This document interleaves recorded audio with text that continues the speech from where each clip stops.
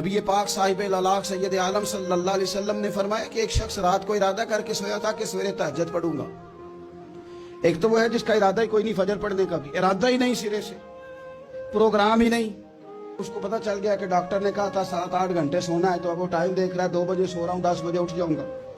उसकी बीच में नींद है, सेहत है, डॉक्टर की तंबी है, पर फजर तो शामिल ही नहीं।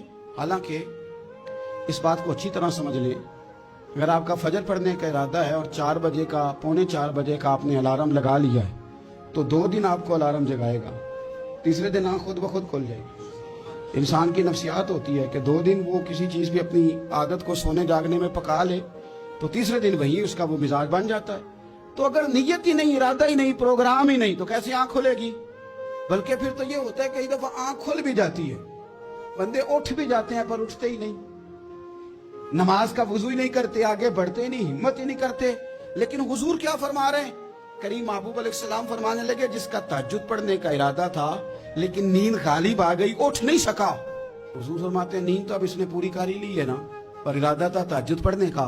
तो महबूब फरमाते हैं नींद रब की तरफ से सदका हो गई और तहज्जुद का भी अल्लाह ने सवाब अता फरमा दिया।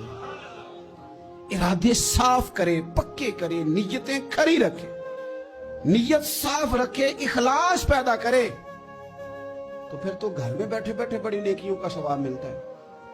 फिर तो अपने घर के अंदर मौजूद रहने पर भी इससे बड़े बड़े लंबे सफरों का सवाब मिलता है। हजरत अनस बिन मालिक रदी अल्लाह तआला अन्हु फरमाते हैं, हम तबूक से वापस आ रहे थे तो नबी पाक अलैहिस्सलाम ने फरमाया, हमारे कुछ भाई हैं भाई जो बैठे मदीने में हैं, पर हमने जो घाटी भी तय की, जो सफर भी तय किया, वो हमारे साथ ही थे।